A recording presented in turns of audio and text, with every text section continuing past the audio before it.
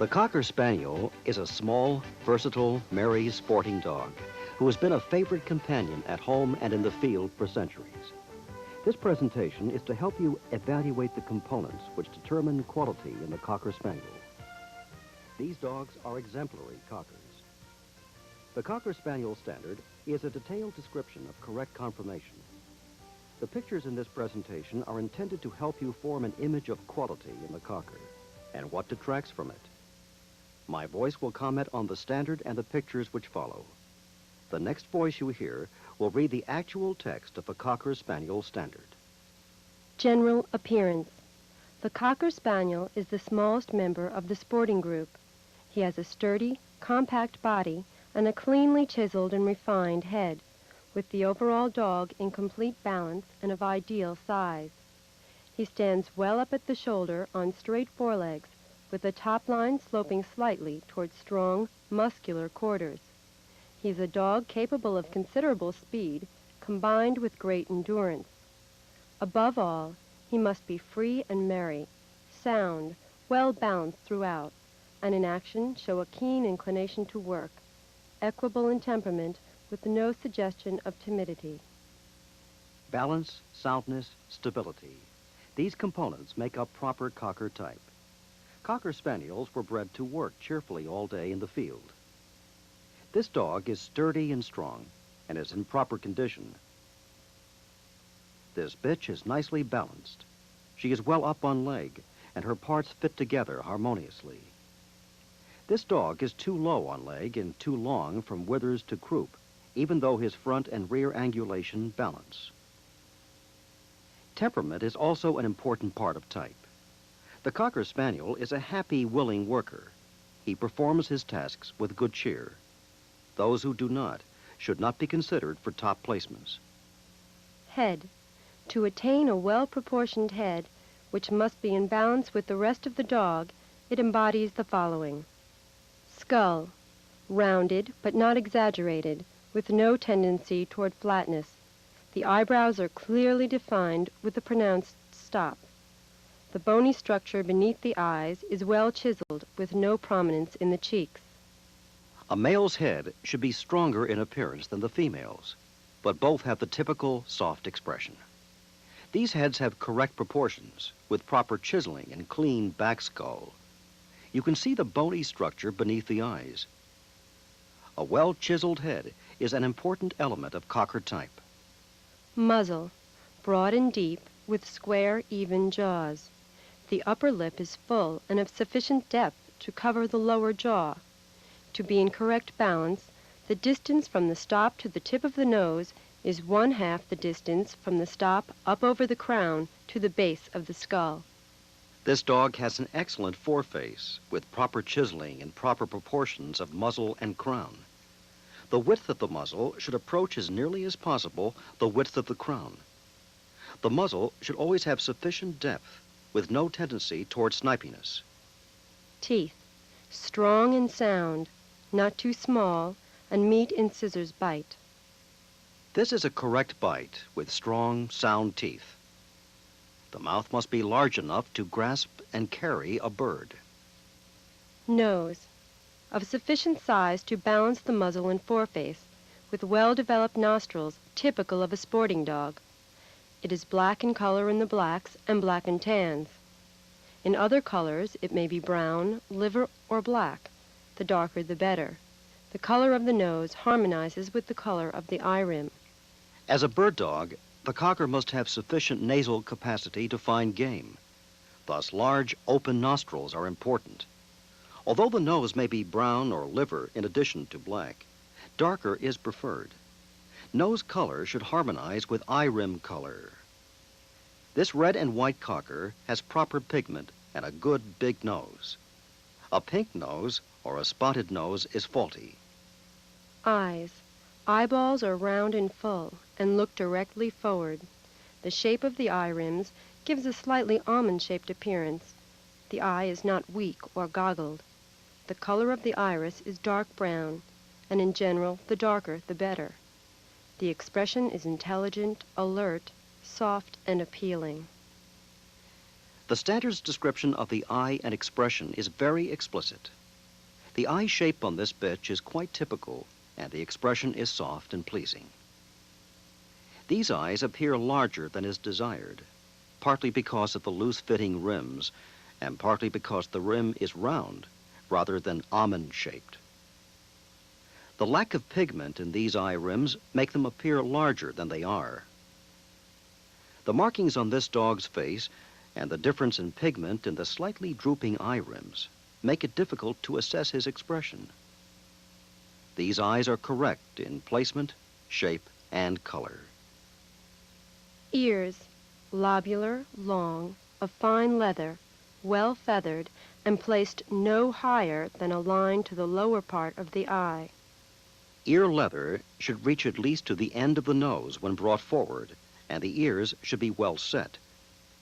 More importance should be given to ear placement than ear length, and that the ear leather be fine, not thick or heavy. These ears are correct. Neck and shoulders. The neck is sufficiently long to allow the nose to reach the ground easily, muscular and free from pendulous throatiness. It rises strongly from the shoulders and arches slightly as it tapers to join the head. The shoulders are well laid back, forming an angle with the upper arm of approximately 90 degrees, which permits the dog to move his forelegs in an easy manner with considerable forward reach. Shoulders are clean cut and sloping, without protrusion, and so set that the upper points of the withers are at an angle which permits a wide spring of rib. While some skin fold is necessary on a fairly long neck, there should not be pendulous folds as seen here. A good neck, fitting into well-knit sloping shoulders, enables the cocker to cover ground efficiently, as seen here. A cocker with a short neck and straight front assembly is unable to reach full extension, and gait will be restricted. This is very faulty. In an effort by breeders to create a taller dog, some current cockers have suffered loss of proper front angulation. This dog's straight front is a serious fault and should be heavily penalized. Since sporting spaniels must move efficiently all day, proper and balanced angulation, as seen here, is an absolute must. This diagram indicates the ideal angulation for the Cocker Spaniel. The shoulder blade and upper arm form nearly a 90-degree angle. The space between the tips of the shoulder blades should be minimal. About a thumb's width is most desirable. A straight line can be drawn from the top of the shoulder blade and touch the back of the elbow as it falls to the ground. The upper arm appears nearly equal in length to the shoulder blade. The elbows fit close to the body, are not prominent, and are set well under the dog. The hind legs should have sufficient angulation to balance the front assembly with strong stifle joint and powerful thighs. The hocks are well let down. Body. The body is short, compact, and firmly knit together, giving an impression of strength. The distance from the highest point of the shoulder blades to the ground is 15%, or approximately 2 inches more than the length from this point to the set-on of the tail. The back is strong and sloping evenly and slightly downward from the shoulders to the set-on of the docked tail. Hips are wide and quarters well rounded and muscular. The chest is deep, its lowest point no higher than the elbows, its front sufficiently wide for adequate heart and lung space, yet not so wide as to interfere with the straightforward movement of the forelegs. Ribs are deep and well sprung. The Cocker Spaniel should never appear long and low. The relative height to length ratio should be apparent when the dog is in motion, as well as when stacked. Cockers should appear to be well up on leg. Excessive furnishings on a correctly proportioned dog can make it appear too low on leg. This dog is correctly proportioned. The standard calls for a slightly sloping top line. This level top line is incorrect, while the standard calls for a slight slope to the back. This exaggerated slope is increasingly seen in the ring. This dog has a correct top line, tail set, and carriage, even in motion. The back should be strong and hard, with no tendency to drop off behind the shoulders, or no tendency toward rumpiness, either standing or moving. Hip bones should never be readily apparent. There should be a good cushion of muscle. The ribs must be wide, well sprung and deep. This does not mean so wide as to force the elbows out, as seen on the dog on the right. The cocker is never barrel-chested, but the rib cage should have sufficient width and depth to provide ample room for heart and lungs. Tail. The docked tail is set on and carried on a line with the top line of the back, or slightly higher. Never straight up like a terrier, and never so low as to indicate timidity. When the dog is in motion, the tail action is merry. The tail is the barometer of temperament. The merry cocker should naturally hold its tail confidently, as seen here. The length of the tail should be in balance with the size of the dog, not short and stubby like this, nor excessively long. As this is a man-made error, the penalty should be slight. When the dog is stacked, the tail should never be spiked, pushed unnaturally out of position, such as this, although unfortunately spiking is seen in the ring more frequently than a natural tail carriage. The set of the tail will determine the tail carriage. A steep croup will cause a low tail set, such as this one, and a flat croup will frequently cause a high tail set. This dog has a correct tail set and is being stacked correctly. A slightly higher tail carriage is preferable to a lower one. Legs. Forelegs are parallel, straight, strongly boned and muscular, and set close to the body, well under the scapulae. When viewed from the side with the forelegs vertical, the elbow is directly below the highest point of the shoulder blade. The pasterns are short and strong. The hind legs are strongly boned and muscled, with good angulation at the stifle and powerful, clearly defined thighs. The stifle joint is strong, and there is no slippage of it in motion or when standing. The hocks are strong, well let down, and when viewed from behind, the hind legs are parallel when in motion and at rest. Feet. Compact, large, round and firm, with horny pads. They turn neither in nor out. Dew claws on hind legs and forelegs may be removed. Proper construction of legs and feet is crucial in a sporting dog. The dog must be balanced fore and aft, with corresponding front and rear angles and sufficient bone for strength and endurance. This clipped-down bitch shows good balance in angulation and proportion, even though her hind feet are incorrectly placed. The well-muscled thighs on this dog indicate sufficient muscle mass for propulsion, while this wet dog lacks rear angulation. The portion of the leg from the hock joint to the ground should be short in comparison to the leg from hip to hocks. The rear pastern should be perpendicular to the ground. Trimming and the way a dog is stacked can mislead the eye. For example, Cocker Spaniel feet should be large, but heavy furnishings can make the foot look larger than it is. Judges should check the actual size of the foot by examining the pads. This will also reveal the condition of the pads, which should be horny, not smooth or flat. Coat. On the head, short and fine. On the body, medium length, with enough undercoating to give protection. The ears, chest, abdomen, and legs are well feathered, but not so excessively as to hide the Cocker Spaniel's true lines and movement, or affect his appearance and function as a sporting dog. The texture is most important. The coat is silky, flat or slightly wavy, and of a texture which permits easy care. Excessive or curly or cottony textured coat is to be penalized.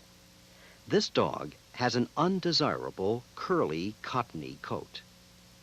The standard insists on the importance of sufficient, but not excessive coat.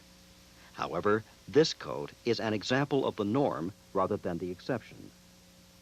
This dog carries a more moderate coat that does not obscure his outline, which is more desirable.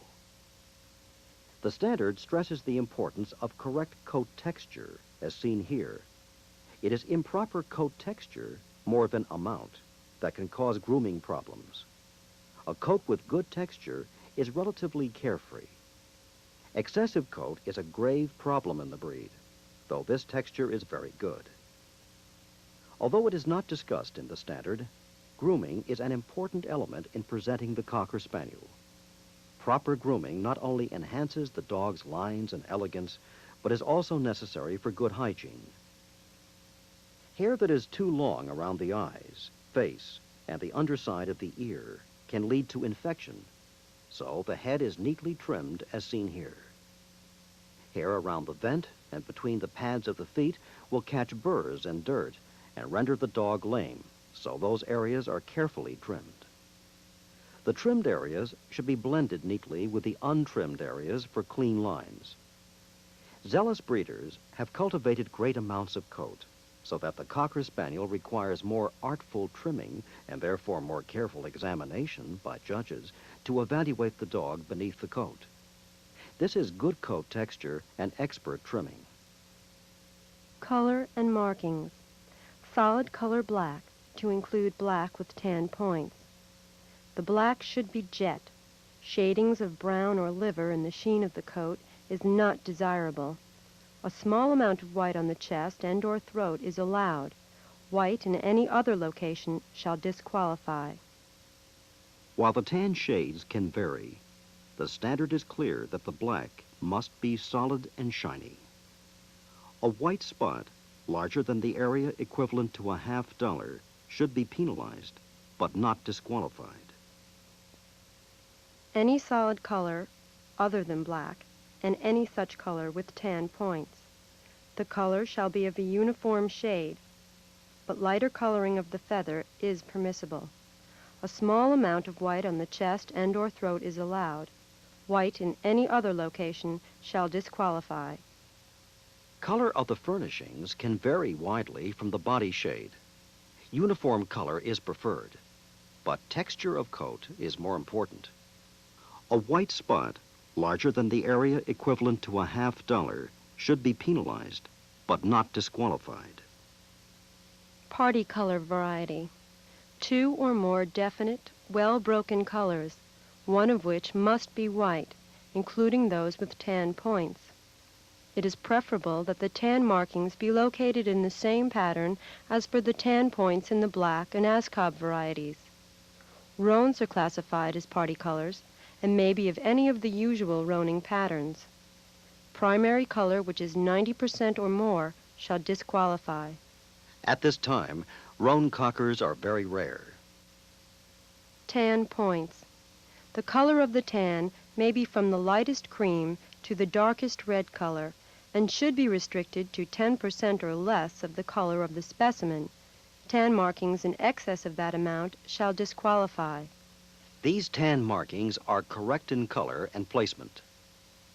In the case of tan points in the black or Ascov variety, the markings shall be located as follows. 1. A clear tan spot over each eye. 2. On the sides of the muzzle and on the cheeks. 3. On the undersides of the ears. 4. On all feet and or legs. 5. Under the tail. 6. On the chest, optional, presence or absence not penalized. Tan markings which are not readily visible or which amount only to traces shall be penalized. These markings are minimally acceptable. Any less tan than this should be penalized. Tan on the muzzle which extends upward, over, and joins shall also be penalized. The absence of tan markings in the black or Ascov variety in any of the specified locations in an otherwise tan-pointed dog shall disqualify. These are correct tan markings. The standard is quite explicit on color requirements. The coloring on the Ascov cocker may vary from very light cream, sometimes called silver, to very dark red and liver or brown. These cockers have good color. Movement. The Cocker Spaniel, though the smallest of the sporting dogs, possesses a typical sporting dog gait. Prerequisite to good movement is balanced between the front and rear assemblies. He drives with his strong, powerful rear quarters and is properly constructed in the shoulders